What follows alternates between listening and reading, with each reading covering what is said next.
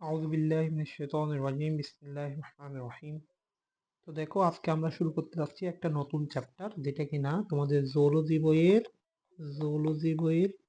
Chapter number 6। চ্যাপ্টারের নাম কি? চ্যাপ্টারের নাম হচ্ছে বর্জ্য নিষ্কাশন। তো বর্জ্য নিষ্কাশন করে কি দিয়ে? মেইন হচ্ছে রেশন তন্ত্র দিয়ে। মেইনলি আমরা কি নিয়ে পড়াশোনা করতেছি তাহলে? রেশন তন্ত্র নিয়ে পড়াশোনা করব। তো এই চ্যাপ্টারের মেইন টপিক কি? রেশন তন্ত্র। ওকে।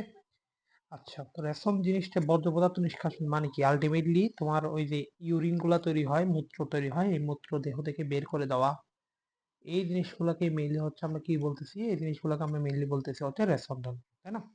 আচ্ছা, তো এই যে মূত্র তৈরি হয়, এই মূত্রের ক্ষেত্রে আমার ওয়াটার হচ্ছে আমরা কিছু ইনটেক করি, আর হচ্ছে ওয়াটারকে আপটেক করি, সরি আউটপুট করি। ওয়াটার হচ্ছে ওয়াটার হচ্ছে কিছু আমরা ইনটেক করি। তো যেই পরিমাণ ওয়াটার আমরা ইনটেক করব, এগুলোকে আমরা বের করে দিব, এগুলোকে আমরা বলবো আউটপুট। ওকে। তাহলে ইনটেক কি কি দিয়ে করি এবং হচ্ছে আউটপুট কি কি দিয়ে করি, এটা ইম্পর্টেন্ট। আমরা তো জানি হয়তো ড্রিঙ্ক করে, মানে যখন হচ্ছে আমরা পানি খাই তখন হচ্ছে আমাদের কিছু এই ওয়াটার ইনটেক করি আমরা। একই সাথে যখন আমরা ফুড খাই তখন হচ্ছে আমরা কিছু ওয়াটার ইনটেক করি। আচ্ছা, তা আর কি হইতে পারে? আর হইতে পারে যখন হচ্ছে আমরা সেলুলার রেসপিরেশন হয়, তোমার দেহের মধ্যে যখন সেলুলার রেসপিরেশন হয় তখনও কিছু ওয়াটার তৈরি হয়। সেলুলার রেসপিরেশন শব্দের অর্থ হচ্ছে কোষীয় শ্বসন। কোষীয় শ্বসনের সময় আমার কি হয়? কিছু ওয়াটার তৈরি হয়। ওকে। তাহলে ড্রিঙ্কিং এর সময় কত, ফুডের মানে এই তুমি যখন হচ্ছে খাবার খাও তখন কতটুকু খাবার তুমি তো এই তখন কতটুকু পানি তুমি পাও দেহের মধ্যে, আর সেলুলার রেসপিরেশনের মধ্যে কতটুকু পানি পাও, এই সবগুলা জিনিস আমার জানা লাগবে। তো ড্রিঙ্কিং এর ক্ষেত্রে আমরা পাই হচ্ছে 1450 ml, 1450 ml। আর ফুডের ক্ষেত্রে পাই হচ্ছে প্রায় 800 ml। আর সেলুলার ওয়াটারের ক্ষেত্রে আমরা পাই হচ্ছে 350 ml। তাহলে আমরা যদি টোটাল করি, কতটুকু আমরা ওয়াটার পাবো? টোটাল যদি আমরা চিন্তা করি, ওয়াটার পাবো হচ্ছে 2600 ml। 2600 ml। আচ্ছা, এই 2600 ml ওয়াটার আমরা ইনটেক করি। ওকে, মানে আমরা এগুলা পাই দেহের মধ্যে। এখন বলো, এই 2600 ml ওয়াটারকে এখন বের করতে হবে। তো বের করার জন্য কে কে হেল্প করে? আমরা তো জানি হচ্ছে কি, আমাদের এই যে আমরা যে ঘামতে থাকি, তার মানে সোয়েটিং এর মাধ্যমে আমরা চাইলে ওয়াটার আমাদের দেহ থেকে লস হয়ে যেতে পারে, সোয়েটিং এর মাধ্যমে বের হয়ে যেতে পারে, তাই না?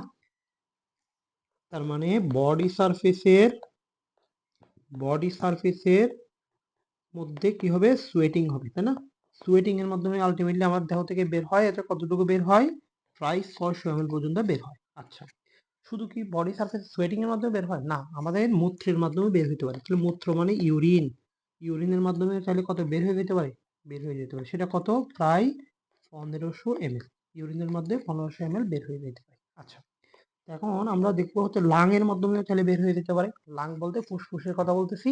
যখন তুমি শ্বাস প্রশ্বাস নাও তখন হচ্ছে ওয়াটার বাষ্প আকারে বের হয়ে যায়, তখন আমার লাং এর মধ্য দিয়েও প্রায় 400 ml ওয়াটার বের হয়ে যেতে পারে। ওকে।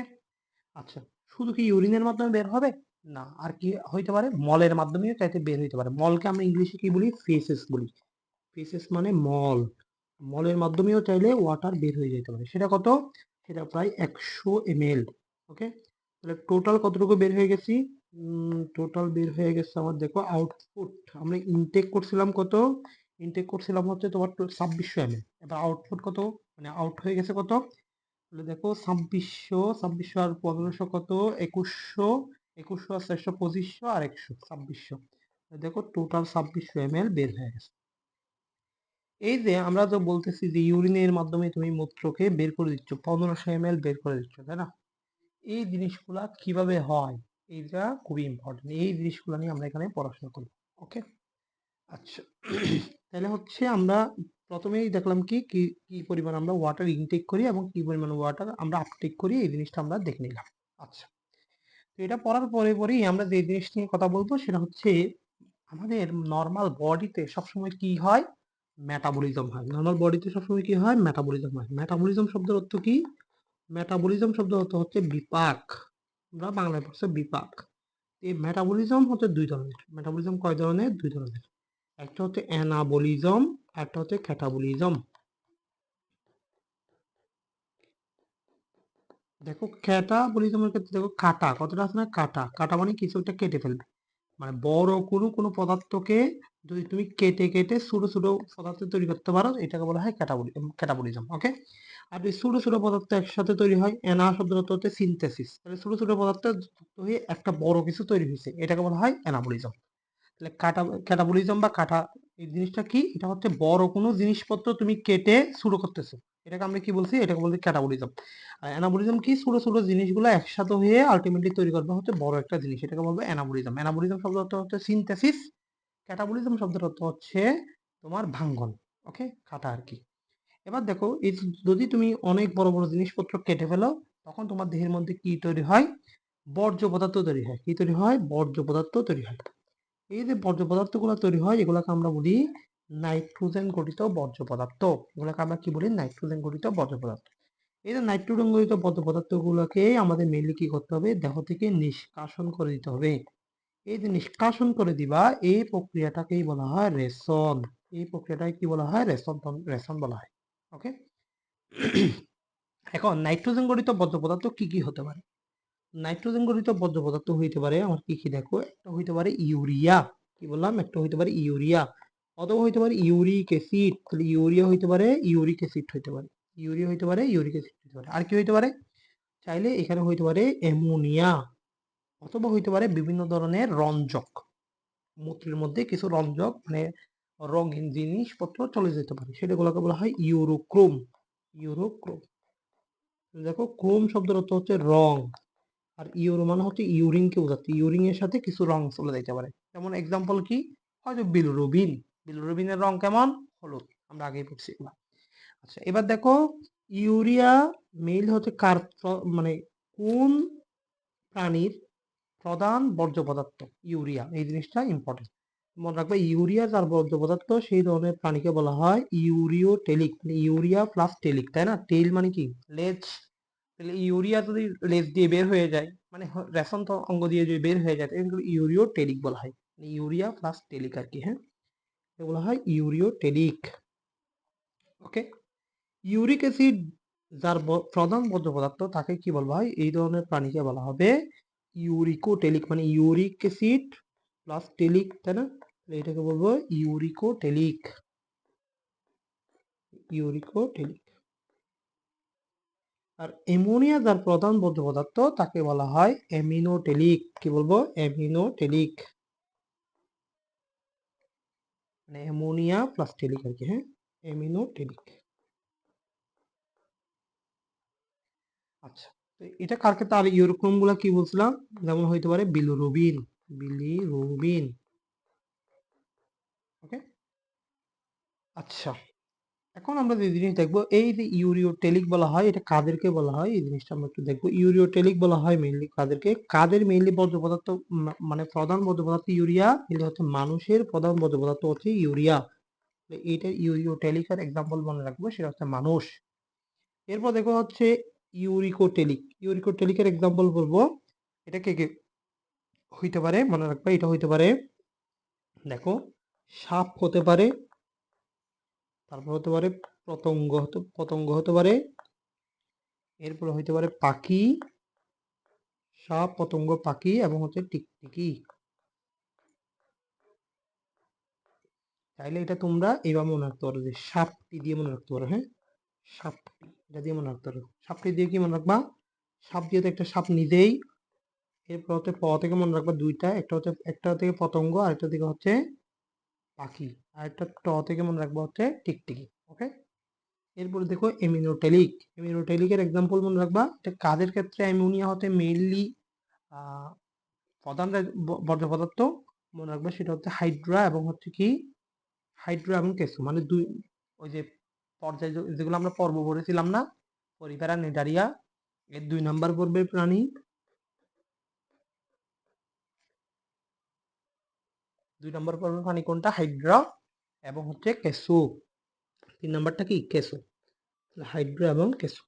ওকে, এগুলোর এক্সাম্পল গুলো মনে রাখা লাগবে। ইউরিকোটেলিকের এক্সাম্পল হচ্ছে মানুষ, আর এরপর হচ্ছে ইউরিকোটেলিকের এক্সাম্পল হচ্ছে সাপটি দিয়ে মনে রাখতে বলছিলাম। আর এমিনোটেলিকের গুলা দুইটা বললাম, একটা হচ্ছে হাইড্রা, একটা হচ্ছে কেঁচো। একটা হচ্ছে হাইড্রা, একটা হচ্ছে কেঁচো। আচ্ছা, এখন দেখো, এই যে রেশনটা হবে, এই রেশনটা মেইনলি কে হেল্প করবে? তাহলে অবশ্যই বলো রেশনতন্ত্র হেল্প করবে। কে হেল্প করবে? রেশনতন্ত্রের মাধ্যমে এই রেশনটা হইতে হবে। রেশনতন্ত্র কয় ধরনের আছে? মনে রাখবে, রেশনতন্ত্র আছে হচ্ছে, কিছু আছে হচ্ছে প্রধান রেশনতন্ত্র, আর কিছু আছে হচ্ছে তোমার সহকারী রেশনাঙ্গ।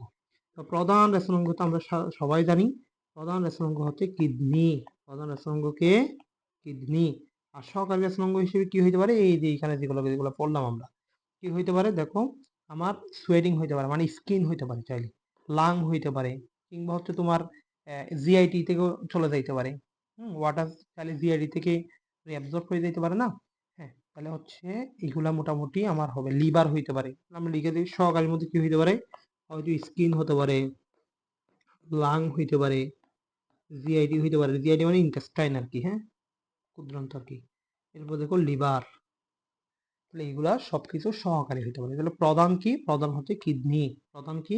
প্রধান হচ্ছে কিডনি। এই হচ্ছে টোটাল আমাদের সামান্য আলোচনা এই অংশ থেকে, ঠিক আছে। আচ্ছা, এবার আমরা যাব হচ্ছে, এই যে আমরা প্রধান রেশনাঙ্গ কাকে বললাম? প্রধান রেশনাঙ্গ বললাম কিডনি নিয়ে। তা আমরা এর আগে বললাম কি, রেশনতন্ত্র, মানে এই যে রেশন প্রক্রিয়াটা হবে, রেশন প্রক্রিয়াটা করবে কে? রেশনতন্ত্র করবে। আমরা রেশনতন্ত্র নিয়ে একটু পড়াশোনা শুরু করে দেন কিডনিতে যাব, ঠিক আছে। রেশনতন্ত্র, রেশনতন্ত্র কি কি নিয়ে গঠিত, এই জিনিসটা আমাদেরকে জানতে হবে। এই জিনিসটা আমরা কিভাবে জানবো? দেখো, রেশনতন্ত্রের এই যে এই অংশটা হচ্ছে কি, আমার কিডনি। দেখো, এটা হচ্ছে আমার কিডনি। ওকে, তো কিডনি থেকে যে জিনিসটা বের হয়, কিডনির পর থেকে যে জিনিসটা বের হয়ে চলে আসে, এটাকে বলা হয় ইউরেটার। কি বলা হয়? এটাকে বলা হয় ইউরেটার। আচ্ছা, এখন ইউরেটারটা সুন্দর মতো আমার প্রবেশ করে কোথায়? ইউরিনারি ব্লাডারে। ইউরিনারি ব্লাডারে বাংলা হচ্ছে কি? ইউরিনারি ব্লাডারে বাংলা হচ্ছে আমার মূত্রথলি। তাহলে এটা হচ্ছে আমার কিডনি, এটা হচ্ছে আমার ইউরেটার। ইউরেটারের বাংলা কি? ইউরেটারের বাংলা হচ্ছে তোমার রেশন নালী। যেহেতু এটা রেশন পদার্থকে নিয়ে আসতেছে, মানে নাইট্রোজেন গঠিত বর্জ্য পদার্থকে নিয়ে আসতেছে, এটাকে বলা হয় রেশন নালী। আর বাংলাতে এটাকে বলা হয় গোবিনী। আচ্ছা, এখন এটা প্রবেশ করে কোথায়? এটা প্রবেশ করে আমাদের এই যে, এটা হচ্ছে ইউরিনারি ব্লাডার। এটা কি? Urinary bladder.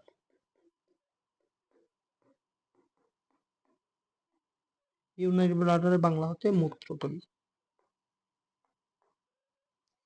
এই ইউরিনারি ব্লাডারের মধ্যে দেখো, এখানে হচ্ছে আমার একটা মাসেল থাকে। এই যে এই অংশটা, এখানে একটা মাসেল থাকে। এই মাসেলের নাম হচ্ছে ডেট্রোসল মাসেল। এর নাম হচ্ছে ডেট্রোসল মাসেল।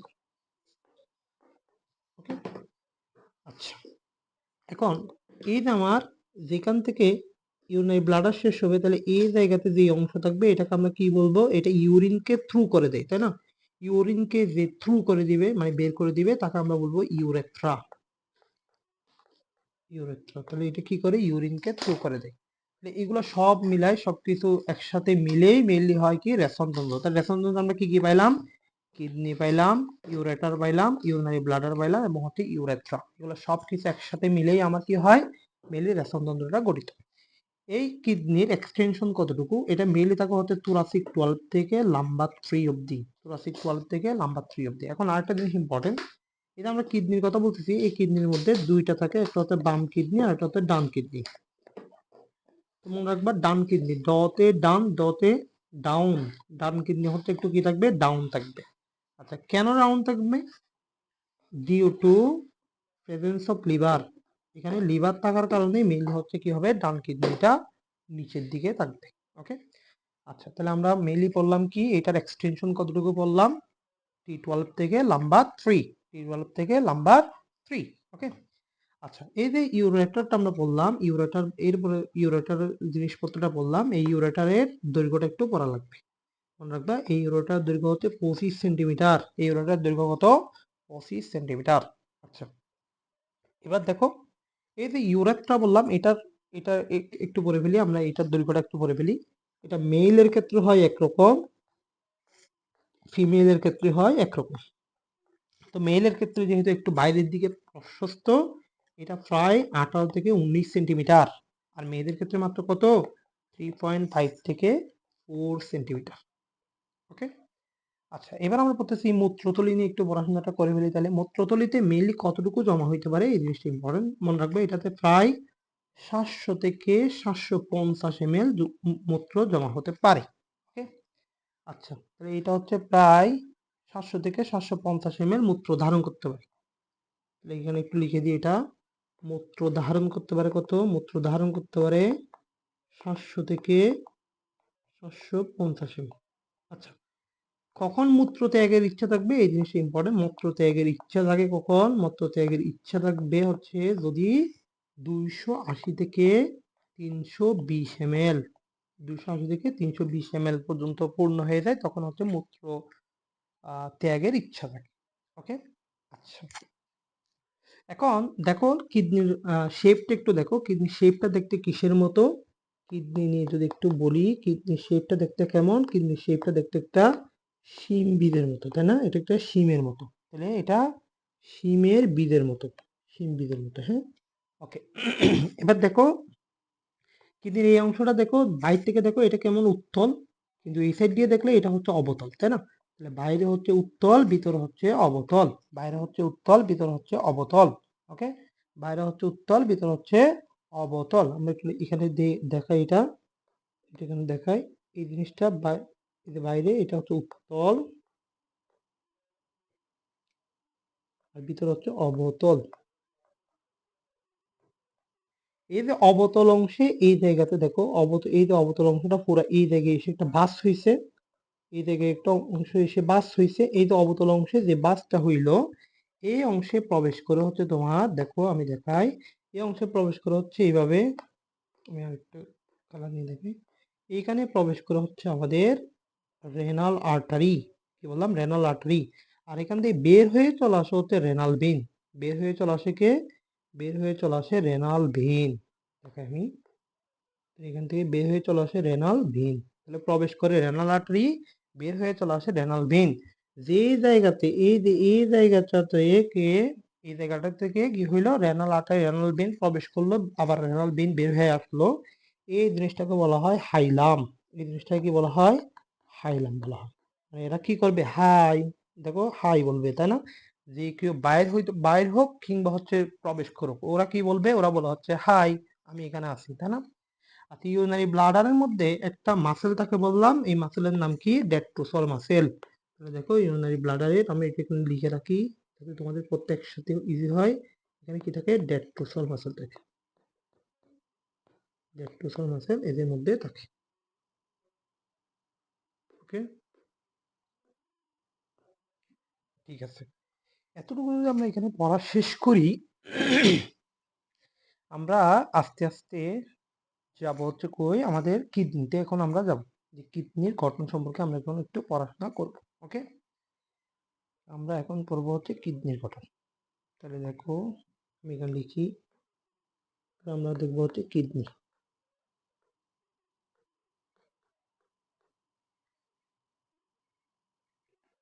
কিডনি, ওকে, তাহলে আমরা কিডনির গঠনটা একটু দেখি। হ্যাঁ, আচ্ছা, তাহলে দেখো এটা মনে করো আমার সেই কিডনি।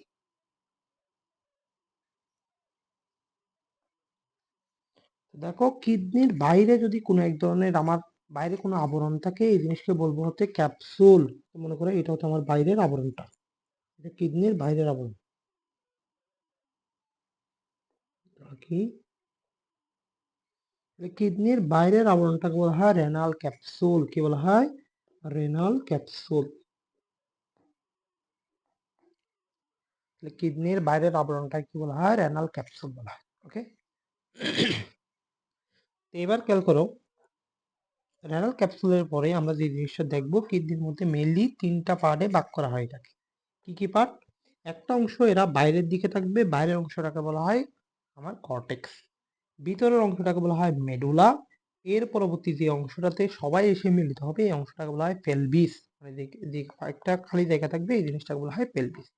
বাইরের অংশটাকে বলবো কর্টেক্স, ভিতরের অংশটাকে বলবো মেডুলা, এরপর অংশটাকে বলবো হয় পেলভিস। ওকে, আচ্ছা, তাহলে আমরা আঁকা শুরু করি যে কিভাবে হচ্ছে এই জিনিসটা হয়। ওকে, দেখো এটা এইভাবে হবে, একটু টাইম দাও, আমরা আঁকি আস্তে ধীরে, তাহলে হচ্ছে ইজি হবে। দেখো আমার সাথে সাথে এঁকে ফেলো, ঠিক আছে? পড়াটা ইজি হয়ে যাবে।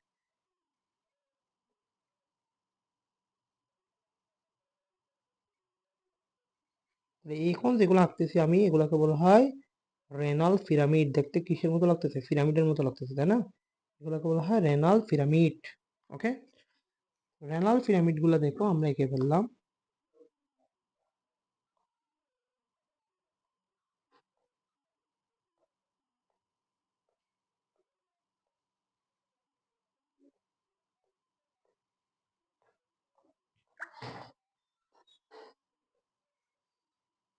আচ্ছা, দেখো একদম বাইরের দিকে যে অংশটা আছে, এই বাইরের অংশটাকে আমরা বলি হচ্ছে কর্টেক্স। এইটাকে আমরা বলি কর্টেক্স।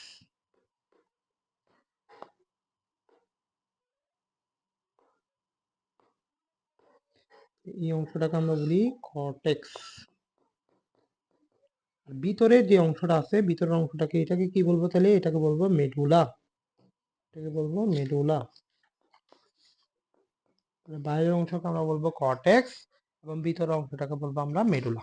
ওকে, এখন মেডুলাতে দেখো অনেকগুলা কি হয়েছে, অনেকগুলা হচ্ছে তোমার পিরামিড পাওয়া গেছে, তাই না? এগুলাকে বলা হয় renal pyramid. Kidney related to renal, কিডনিকে বায়োলজিতে রেনাল হিসেবে তোমরা পাবা। ওকে, এখন এই জিনিসগুলোকে কি বলবো? পিরামিড বলবো। তাহলে এগুলোকে বলবো রেনাল পিরামিড। তো রেনাল পিরামিডের এই জায়গাতে দেখো কিছু ওপেনিং থাকে, কিছু ছিদ্র থাকে। তো ছিদ্রকে বায়োলজিতে বলা হয় পেপিলা। তাহলে এই ছিদ্রগুলোকে বলা হয় রেনাল পেপিলা। Renal papilla. ওকে, রেনাল পেপিলা যে জায়গায় উন্মুক্ত হবে, যে জায়গায় ওপেন হবে, দেখো এই যে রেনাল পেপিলা, এটা এই যে এখানেও রেনাল পেপিলা থাকবে। এটা দেখো আমি দেখাই, এটা রেনাল পেপিলা। এই জায়গায় এসে উন্মুক্ত হইল। এই যে উন্মুক্ত হওয়ার প্লেসটা, এটাকে বলা হয় মাইনর ক্যালিক্স। এটা কি বলা হয়? এটাকে বলা হয় minor calyx. Minor calyx. Minor calyx গুলা দেখো, মাইনর ক্যালিক্স গুলা একসাথে এসে আরেকটা জায়গায় ওপেন হয়। এই জিনিসগুলাকে বলা হয় মেজর ক্যালিক্স। এই জিনিসগুলা কি বলা হয়? Major calyx.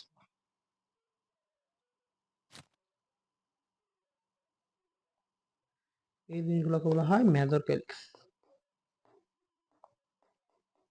ওকে, মেজর ক্যালিক্স গুলা একসাথে যুক্ত হয়ে, মেজর ক্যালিক্স গুলা সবাই একসাথে যুক্ত হয়ে যে জিনিসটা গঠন করতেছে, এই জিনিসটাকে বলা হয় রেনাল পেলভিস। এই জিনিসটাকে কি বলা হয়? রেনাল পেলভিস বলা হয়।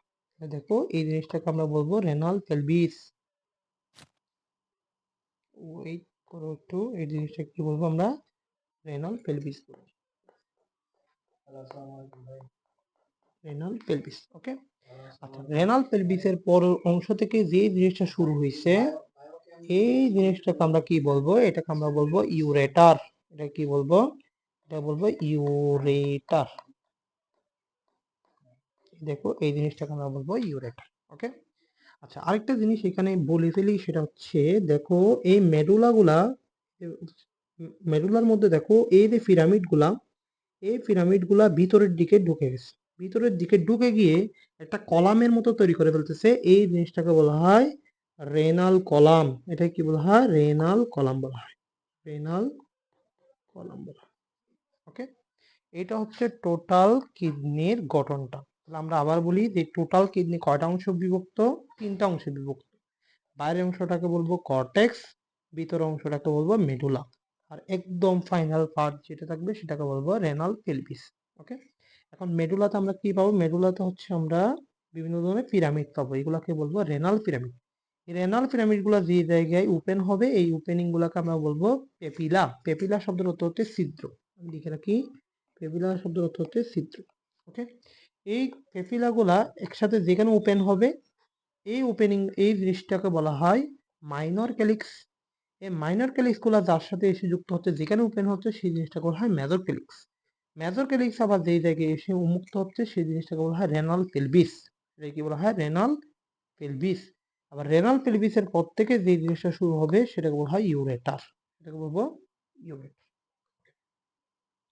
এবার টোটাল কয়টা আমার রেনাল পিরামিড থাকবে সংখ্যাগত কিছু আমরা তথ্য দেখব। এর আগে আমরা এখানে পার্ট গুলো একটু লিখে দিই।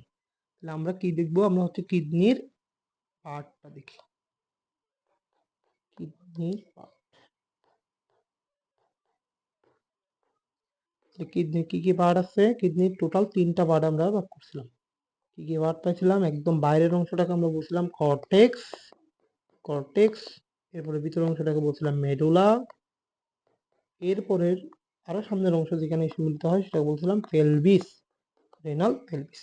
ওকে, এখন দেখো এগুলোর কালার কেমন, এই জিনিসটা ইম্পর্টেন্ট। পেলভিসের আমরা বাংলাতে একটু লিখি।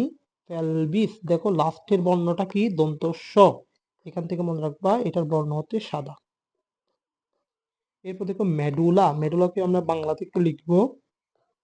দেখো লাস্টের বর্ণ হচ্ছে লকাল লাল, এখান থেকে মনে রাখবা এটার বর্ণ হচ্ছে লাল।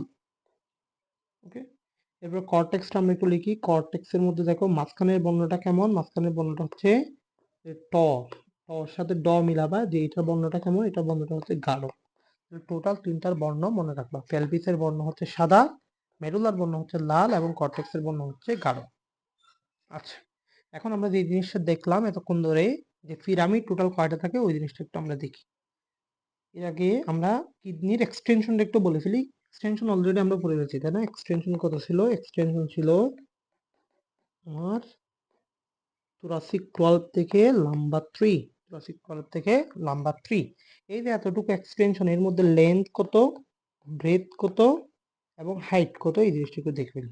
মনে রাখবে এবার লেন্থ কত, এখানে যেহেতু 12 থেকে শুরু হয়েছে, তাই না? 12 থেকে শুরু হয়েছে, মনে রাখবে এইভাবে যে এটার লেন্থ হচ্ছে 12, তার মানে হচ্ছে 10 থেকে 12 সেন্টিমিটার। এবার অর্ধেক করো, ব্রেথ হবে কত? 5 থেকে, এটাকে অর্ধেক করো 6, 5 থেকে 6 সেন্টিমিটার। এটাকে আবার হাইট, এটাকে অর্ধেক করো 3, তাহলে হাইট কত? 3 সেন্টিমিটার। হাইট কত? 3 সেন্টিমিটার। তাহলে লেন্থ হচ্ছে কত?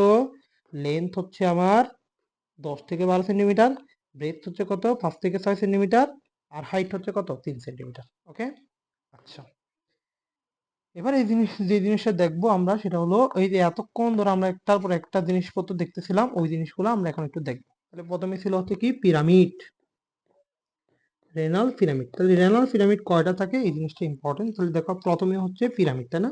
এই যে প্রথমে হচ্ছে পিরামিড, এরকম পিরামিড টোটাল কয়টা থাকতে পারে? প্রায় 8 থেকে 18টা থাকতে পারে। আমি এখানে কম লিখছি, কম আঁকাইছি আর কি, বাট এটা মোটামুটি কতটা থাকতে পারে? আমার 8 থেকে 18টা পিরামিড থাকতে পারে, 8 থেকে 18টা পিরামিড থাকতে পারে। তো পিরামিডের পরে কি থাকবে? পিরামিডের পরে থাকবে এই যে ছিদ্রগুলা, এই ছিদ্রগুলাকে আমরা কি বলি? পেপিলা বলি, তাই না? এই ছিদ্রগুলাকে বলি পেপিলা। আমরা এখন দেখবো হচ্ছে পেপিলা। রেনাল পিরামিডের পর থাকে হচ্ছে পেপিলা। তাহলে পেপিলা কয়টা থাকতে পারে? পেপিলা থাকতে পারে প্রায় 10 থেকে 25টা, 10 থেকে 25টা পেপিলা থাকতে পারে। তো পেপিলার পরে কি থাকবে?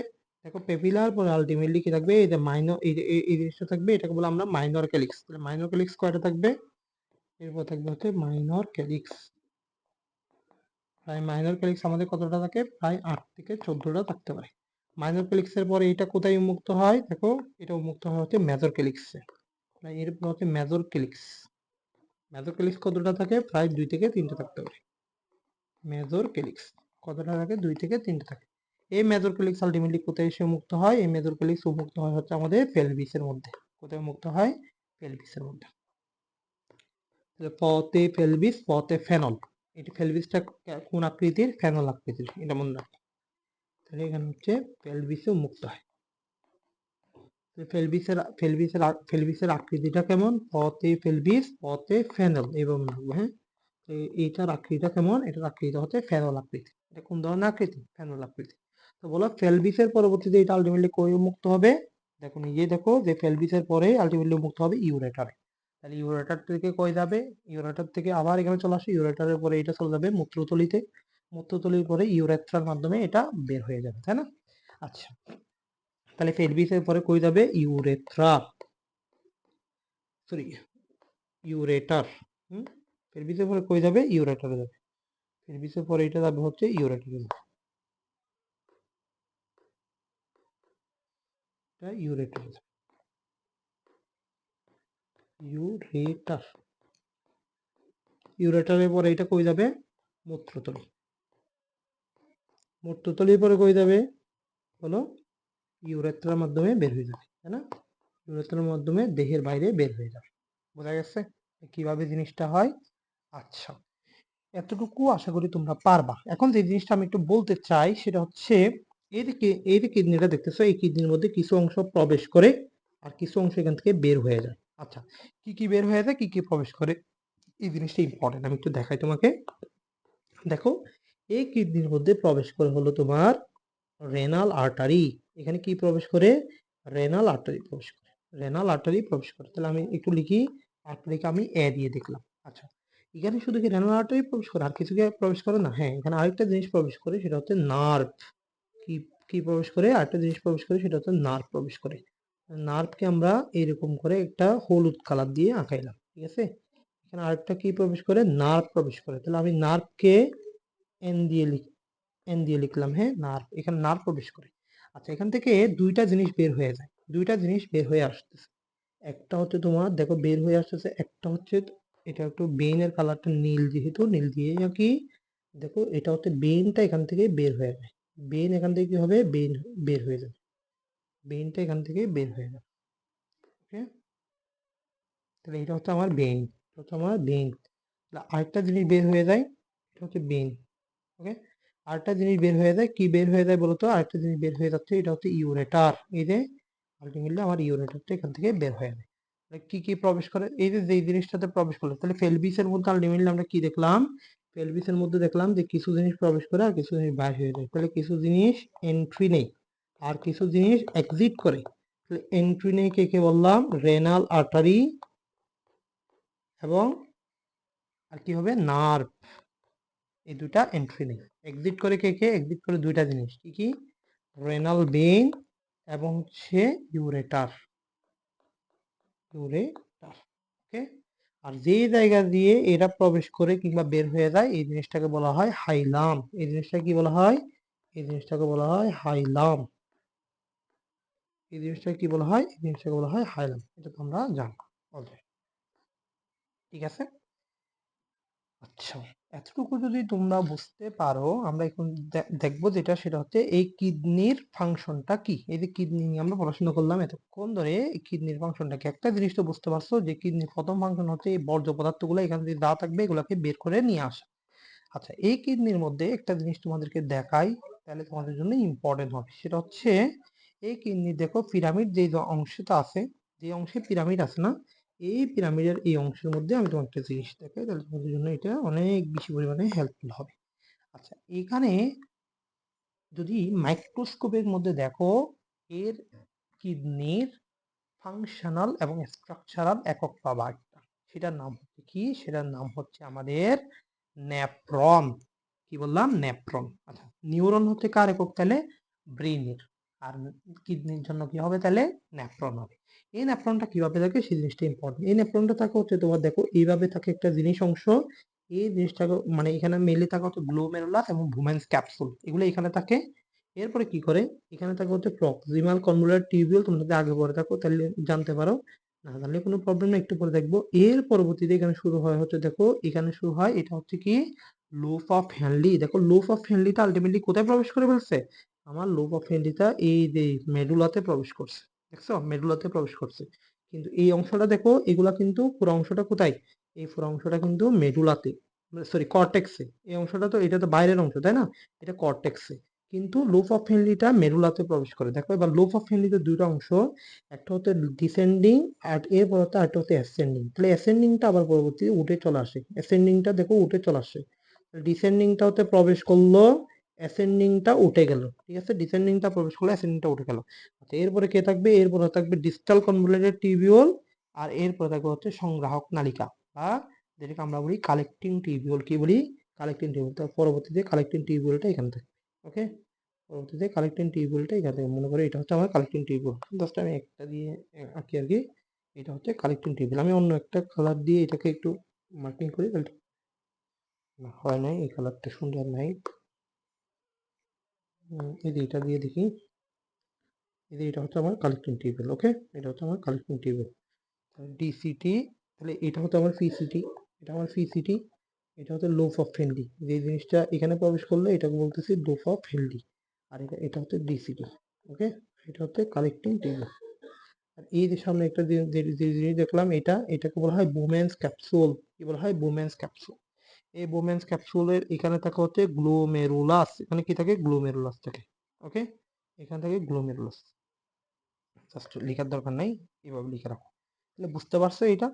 এই চিত্রটা যদি তুমি বুঝতে পারো সামনে তোমার অনেক বেশি পরিমাণে হেল্প হবে। ওকে, আচ্ছা এখন আমরা যে জিনিসটা দেখব সেটা হলো আমাদের কিডনির ফাংশন। কি দেখবো? কিডনির ফাংশন।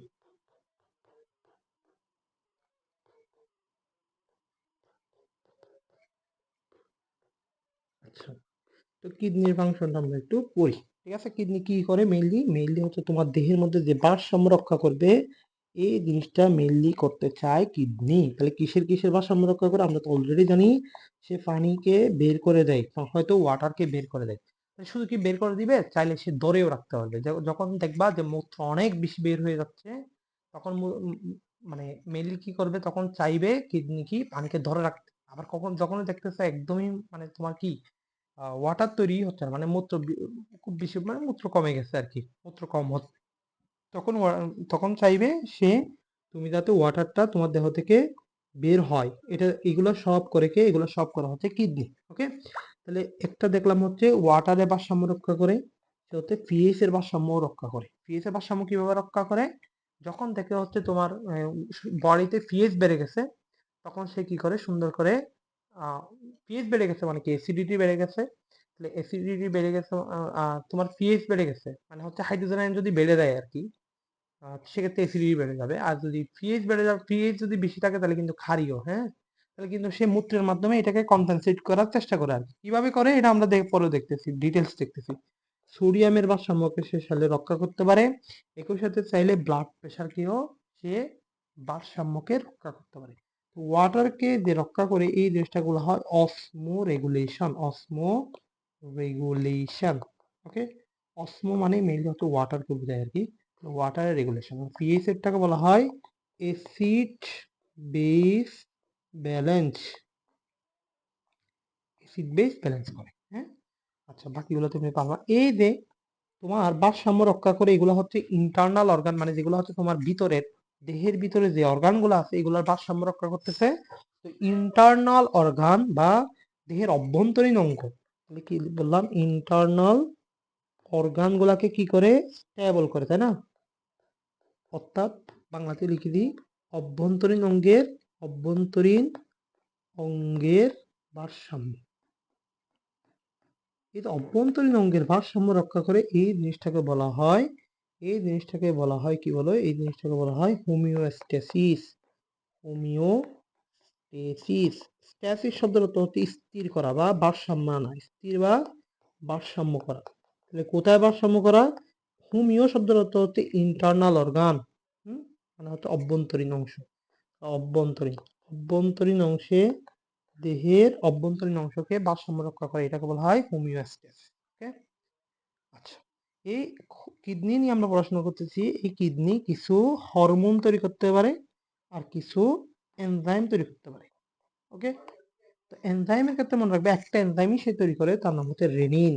সে কোন এনজাইম তৈরি করে? রেনিন এনজাইমকে তৈরি করে। আর কোন ধরনের হরমোন তৈরি করে? এই জিনিসটি ইম্পর্টেন্ট, মনে রাখিও। হরমোন তৈরি করা হচ্ছে চারটা। কয়টা? চারটা। এটা দিয়ে মনে রাখতে পারো, চাইলে এটা দিয়ে মনে রাখতে পারো। ফেস দিয়ে চাইলে মনে রাখতে, ফেস মেকারের নাম শুনছো না? ফেস মেকার অথবা হচ্ছে ফেস বল, এবার বলে না ফেস মেকার। হার্টের ফেস মেকার বলা হয় কাকে? এটা চিন্তা করো, হ্যাঁ। এখন দেখো কি কি হবে হরমোন, তাহলে একটা হচ্ছে প্রোস্টাগ্ল্যান্ডিন, আর একটা কি? প্রোস্টাগ্ল্যান্ডিন। আমরা পিজি দিয়ে লিখলাম প্রোস্টাগ্ল্যান্ডিন। ওকে, এ দিয়ে হচ্ছে এনজিওটেনসিনোজেন। কি বললাম? এনজিওটেনসিনোজেন।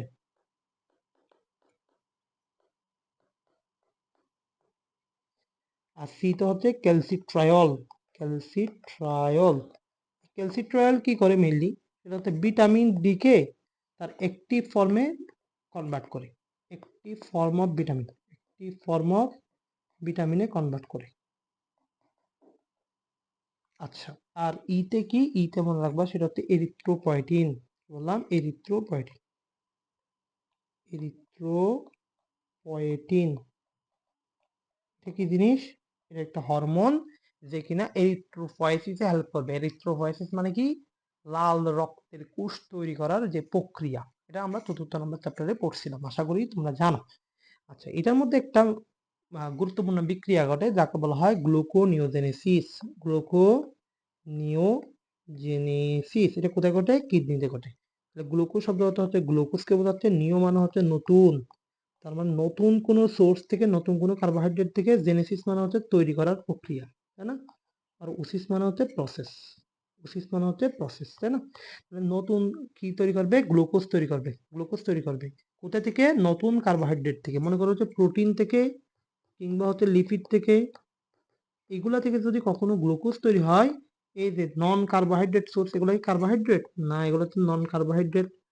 নন কার্বোহাইড্রেট থেকে যদি কখনো কার্বোহাইড্রেট তৈরি করে, এই জিনিসটাকে বলা হয় গ্লুকোনিওজেনেসিস। গ্লুকোনিওজেনেসিস, এই গ্লুকোনিওজেনেসিসটা কোথায় ঘটে? কিডনিতে ঘটে। এটার কারণে নর্মালি তোমার বডিতে টোটাল কত পার্সেন্ট তোমার কি বলে গ্লুকোজ সরবরাহ করে, এটা ইম্পর্টেন্ট। সেটা হচ্ছে প্রায় 20% গ্লুকোজ সে কি করে এটার মাধ্যমে ও সাপ্লাই করে বডির মধ্যে, এতটুকু ও গ্লুকোজ সাপ্লাই করে। এতটুকু তুমি যদি পারো, আমরা নেক্সট ক্লাস থেকে পড়া শুরু করব হলো এই যে আলট্রা স্ট্রাকচারটা বললাম না, এই যে আলট্রা স্ট্রাকচার, এই যাকে কি বলা হয়? কিডনির আলট্রা স্ট্রাকচার, মানে হচ্ছে কিডনির স্ট্রাকচারাল এন্ড ফাংশনাল ইউনিট, এটাকে বলা হয় ন্যাফ্রন। এই ন্যাফ্রন নিয়ে নেক্সট ক্লাস থেকে আমরা ডিটেলস আলোচনা করার চেষ্টা করব। আজকের ক্লাস এতটুকুই, তোমরা পড়তে থাকো এতটুকু, আমরা নেক্সট ক্লাস ইনশাল্লাহ আস্তে ধীরে দিয়ে দিব। আসসালামু আলাইকুম।